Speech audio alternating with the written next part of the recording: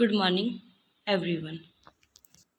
आज पंचम पाठ अहम चित्रम रचयामि पढ़ने जा रहे हैं। अहम यानी कि मैं, चित्रम यानी कि चित्र की, रचयामि यानी कि रचना करता हूँ।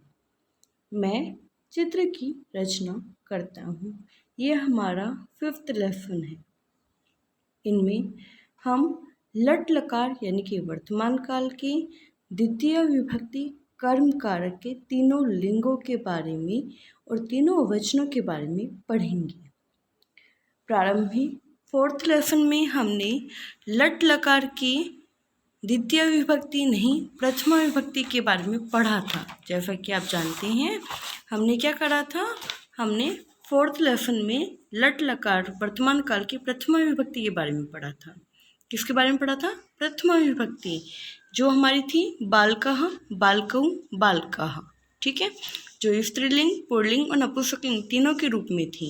अब हम 4th लेसन के बाद 5th लेसन में किसके बारे में पढ़ेंगे? 5th लेसन में हम लट लकार के द्वितीय विभक्ति यानी कि कर्म कारक के बारे में पढ़ेंगे। जैसे रामम, रामौ, रामान होता है ना, ठीक वैसे ही अध्यापक, अध्यापकौ, अध्यापकान। ठीक है, तो उनके बारे में हम द्वितीय विभक्ति के बारे में यानी कि कर्म कारक के तीनों पुल्लिंग, स्त्रीलिंग और नपुंसकलिंग के तीनों वचनों के बारे में हम अध्ययन करेंगे। आपको एक बच्चा दे रखा है और एक अध्यापक दे रखे हैं। अब वो बच्चा अपने अध्यापक से क्या कहता है, देखो। छात्रः अध्यापकं नमन्ति।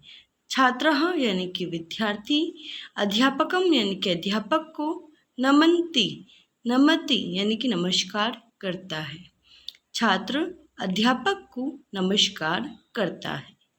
छात्रौ अध्यापकौ नमतः। छात्रौ, अब इधर एक छात्र की बात हो रही थी, अब यहाँ पर 2 छात्रों की बात हो रही है। अध्यापकौ यानी कि 2 अध्यापक को, नमतः यानी कि नमस्कार करते हैं। छात्रः, छात्रौ, छात्रः, एक के लिए छात्रः, 2 के लिए छात्रौ और बहुत सारों के लिए छात्राः। ठीक है, छात्राः अध्यापकान् नमन्ति। छात्राः बहुत से छात्र अध्यापकान यानी कि अध्यापक को, नमन्ति यानी कि नमस्कार करते हैं। बहुत से छात्र अध्यापक को नमस्कार करते हैं। अगर आप ध्यान से देखें तो कर्ता के अकॉर्डिंग ही हमारी धातु लग रही है। इधर एक छात्र था तो प्रथम पुरुष का एक वचन नमन्ति लग गया। 2 छात्र थे, द्विवचन था तो प्रथमा विभक्ति का द्विवचन विभक्ति लगी है, कारक धातु का प्रयोग किया है। एंड छात्रः प्रथमा विभक्ति की बहुवचन है तो इधर धातु भी हमारी प्रथमा विभक्ति की बहुवचन, प्रथम पुरुष के बहुवचन का प्रयोग किया गया है। ठीक है, तो छात्रः अध्यापकान् नमन्ति। छात्रः यानी कि बहुत से छात्र अध्यापक को नमस्कार करते हैं। छात्र अध्यापक नमन्ति, छात्र अध्यापक को नमस्कार करता है। छात्रौ अध्यापकौ नमतः, छात्र अध्यापकों को नमस्कार करती हैं। छात्रः अध्यापकान् नमन्ति, छात्रः यानी कि बहुत से छात्र अध्यापकों को नमस्कार करती हैं। नेक्स्ट पैराग्राफ है, त्वं समाचार पत्रम पठसि। त्वं यानी कि तुम, समाचार पत्रम यानी कि समाचार पत्र, पठसि यानी कि पढ़ते हो। तुम समाचार पत्र पढ़ते हो। त्वं मध्यम पुरुष का एक वचन है। त्वं मध्यम पुरुष का एक वचन, युवम मध्यम पुरुष का द्विवचन और यूयम मध्यम पुरुष की बहुवचन है। ठीक है, तो त्वं यानी कि तुम, समाचार पत्रम यानी कि समाचार पत्र, पठसि यानी कि पढ़ते हो। तुम समाचार पत्र पढ़ते हो। युवाम समाचार पत्रे पठतः।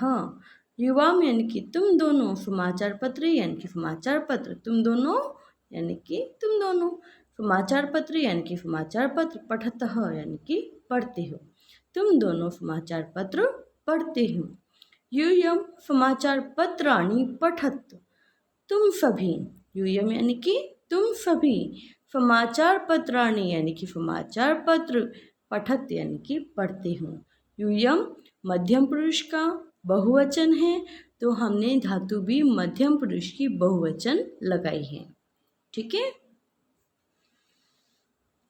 अहम चित्रम रचयामि, मैं चित्र की रचना करता हूँ, यानी कि मैं चित्र ड्रॉ करता हूँ। अहम यानी कि मैं, चित्रम यानी कि चित्र की, रचयामि यानी कि रचना करता हूँ। मैं चित्र की रचना करता हूँ। आवाम चित्रे रचयावः, हम दोनों चित्र यानी कि चित्र की, रचयावः यानी कि रचना करते हैं। हम दोनों चित्र की रचना करते हैं। वयम चित्राणि रचयावः, वयम यानी कि हम सभी, वयम का मीन्स हम सभी, चित्राणि यानी कि चित्र की, रचयामि यानी कि रचना करते हैं। हम सभी चित्र की रचना करते हैं। अहम उत्तम पुरुष का एक वचन, आवाम उत्तम पुरुष का द्विवचन, वयम उत्तम पुरुष का बहुवचन। अहम के साथ रचयामि, आवाम के साथ रचयावः और वयम के साथ रचयामः इत्यादि धातु का प्रयोग किया गया है। कर्ता के अकॉर्डिंग ही हमने धातु का प्रयोग किया है। एषा अस्माकं पाकशाला, एषा यानी कि यह, अस्माकं यानी कि हमारी, पाकशाला यानी कि रसोई घर है, यह हमारा रसोई घर है। सा अम्बा अस्ति, सा यानी कि वह, अम्बा यानी कि माँ, अस्ति मतलब है, वह माँ है। अम्बा बोलते ना, माँ का ही पर्यायवाची शब्द है अम्बा। सा भोजनम पचति, सा यानी कि वह, भोजनम यानी कि भोजन, पचती यानी कि पचाती है, पचाती यानी कि पकाना। ठीक है। पच धातु यानी कि पकाना, वह भोजन पकाती है। तत्र कर्मकरी पात्राणि प्राचलयति, तत्र यानी कि वहाँ पर, कर्मकरी यानी कि नौकरानी, कर्मकरी किसको बोलते हैं, कर्मकरी यानी कि नौकरानी। ठीक है। पात्राणि यानी कि बर्तनों को, प्रक्षालयति यानी कि धोती है, वहाँ नौकरानी बर्तनों को धोती है। दोबारा देखेंगे पैराग्राफ। एषा अस्माकं पाकशाला, यह हमारा रसोई घर है। सा अम्बा अस्ति, वह माँ है। ठीक है। वह कौन है, माँ। सा भोजनम पचती, वह भोजन पकाती है। पच धातु का प्रयोग किया गया है। तत्र कर्मकरी पात्राणि प्रक्षालयति, तत्र यानी कि वहाँ पर, कर्मकरी यानी कि जो नौकरानी है, पात्राणी यानी कि बर्तनों को, प्रक्षालयति यानी कि धोती है, वहाँ नौकरानी बर्तनों को धोती हैं। आगे हैं, देश के फ्लैग है हमारा, नेशनल फ्लैग, तिरंगा, ट्राइकलर्स है ना, ये हमारे सिपाही ही हैं। तो अब देखो क्या कह रहे हैं। ते सैनिकाः सन्ति, ते यानी कि वे सब, सैनिकाः यानी कि बहुत से, सैनिकाः यानी कि सैनिक, सन्ति यानी कि है, और ये बहुवचन है। ठीक है। सन्ति क्यों आए हैं, क्योंकि जब एक से अधिक होते हैं ना, उधर सन्ति का प्रयोग किया जाता है। ठीक है। ते देशम रक्षन्ति, ते यानी कि वे, देशम यानी कि देश की, रक्षन्ति यानी कि रक्षा करते हैं, वे देश की रक्षा करते हैं। ऐसा तो नहीं कि ये मनुष्य का इलाज करते हों, नहीं ना, ये क्या करते हैं, देश की रक्षा करते हैं। ते राष्ट्रध्वजम नमन्ति, ते यानी कि वे राष्ट्रध्वजम यानी कि राष्ट्रध्वज को, नमन्ति यानी कि नमस्कार करती हैं, वे राष्ट्रध्वज को नमस्कार करते हैं। राष्ट्रध्वज कौन सा है हमारा, तिरंगा है ना।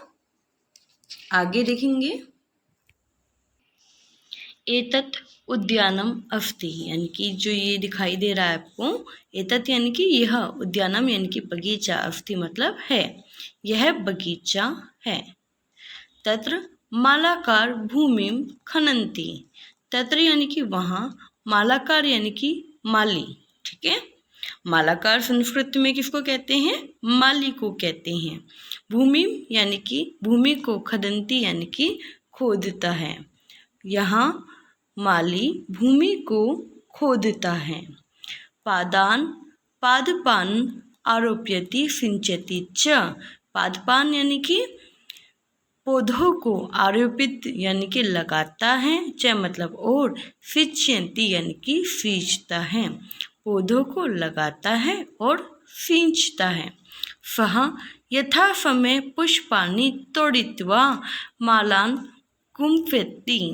सः मीन्स वह, यथा समय यानी कि समय के अकॉर्डिंग, पुष्पाणि यानी कि फूलों को, तोड़ित्वा यानी कि तोड़कर, मालाम यानी कि माला को, गुम्फयति यानी कि गूंथता है।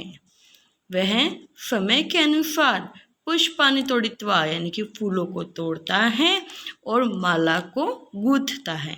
पहले क्या करता है? पौधे लगाता है माली, और जब उस पौधे में बड़े बड़े फूल आ जाते हैं, पूर्ण रूप से खिल जाते हैं, तब क्या करता है माली? उन फूलों को तोड़ देता है, ठीक है, और उनसे क्या बनाता है? माला बनाता है। ध्यान रखिएगा बच्चों, फूल तोड़ना भी एक तरीके से ज़रूरी होता है। अगर वो गलती से, एक ना एक समय ऐसा आता है कि वो खुद ही अपने पौधे से अलग हो जाते हैं और ज़मीन पे आकर के व्यर्थ ही कुचल दिए जाते हैं। तो इससे बढ़िया है कि उन फूलों का आप यूज कर लें। लेकिन हाँ, ये याद रखिएगा, व्यर्थ में फूल तोड़ना और जब तक वो पूरी तरीके से खिले नहीं हैं तब उनको तोड़ना, ये गलत है, ठीक है। आज बस यहीं तक पढ़ेंगे। सभी बच्चे अच्छे से अध्ययन करेंगे और इनकी हिंदी अनुवाद नोटबुक में करेंगे। धन्यवाद।